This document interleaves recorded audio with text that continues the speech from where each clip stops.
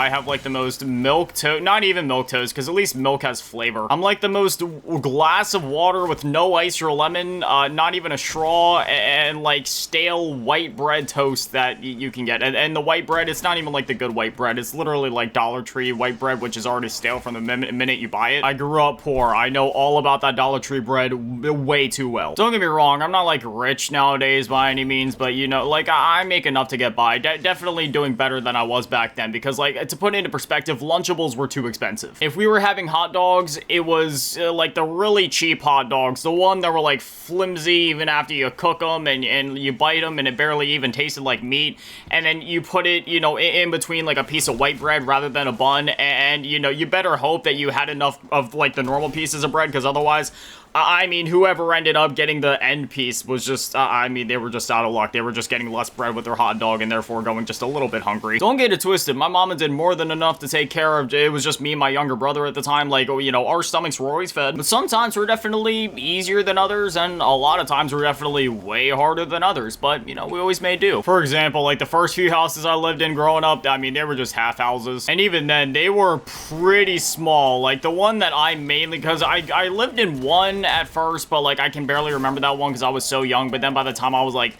2, I think my mom said I was like probably like not even like 2 years old by the time we moved into the one that I ended up living in, until I was like 8, 7, 8, something like that. You'd walk in the house, there was a living room, and there was enough space for two, like a couch and a love seat on either side of the walls with a coffee table in the middle. But even then, it was like, like that was it there. And then on the other side of the room, there was like the small entertainment stand with like, you know, like the CRT Emerson that we had. We had the PS1 and the Super Nintendo hooked up under that, and then a couple years later we got a PS2, and then that was basically it for the living room. And then you go into the next room, and it was sort of like our dining room in quotes. There was like a computer on the left side of the room, a table on one side of the room, and like another side of the room where there was like my table, like the kiddie table, and that was it for that room. Like very small. You walk into the kitchen and it was literally just fridge, stove, countertop, sink, and that was it. There was barely any space in the kitchen. And then beside the stove, like right behind it, you would turn to the right, and then there would be a staircase. So literally there was like this wall in between the staircase and the stove.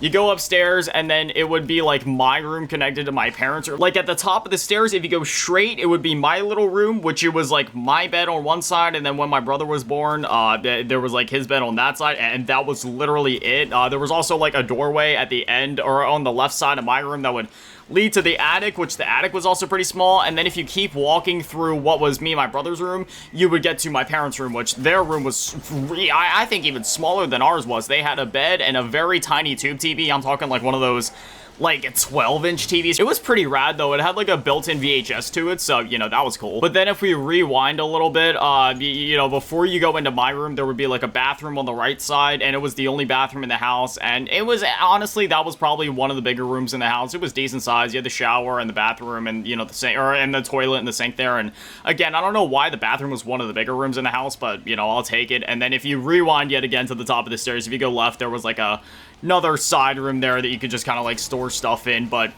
even that, like, the house was pretty small. You could see all of it in a matter of like a minute if you wanted to. My parents just barely finished high school. I'm pretty sure they both finished high school. Actually, I'd have to ask now because I completely forget, but you know, they had me when they were teenagers. Me and my mom were actually just talking about this the other day when we were at the grocery store. She said her dinners, like after I was born, for a time, for the both of them, since banquet meals were only like, you know, not even like $1. Not like the full-size banquet meals, the ones that actually come with a decent, substantial amount of food. No, like the small ones that just come with like a few chicken nuggets and fries. Obviously, for like two full-grown adults taking care of kids, one of those for each of them wouldn't have been enough. So, she said that their dinners for a while were like 2 of those, and that was that. Because obviously, you know, even if you would eat 2 of those, it would only not even be like $2 back then, you know. With inflation and stuff, I don't know how much those are nowadays, but back then, like, they weren't even $1. Like, they were really cheap. But yeah, financially speaking, things were always just kind of rough for my family. Nowadays, things are definitely in a bit of a better position. Nowhere near as bad as they were back then. Still have some times where it's like, okay, kind of, you know, living check to check here, but, you know, for the most part,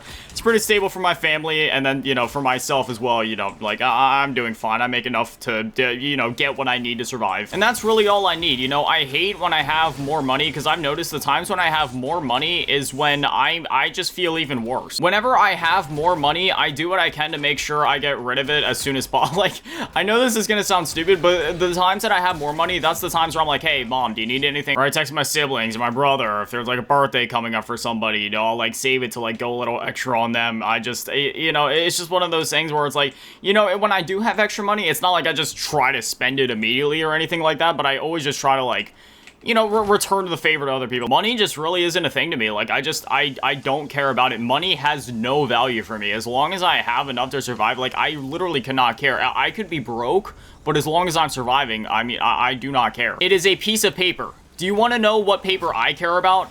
I care about toilet paper. And ironically enough, money has just as much value to me as toilet paper does, to where I could wipe my arse with it and, you know, I wouldn't care. Like, it's just a dollar bill. I don't care.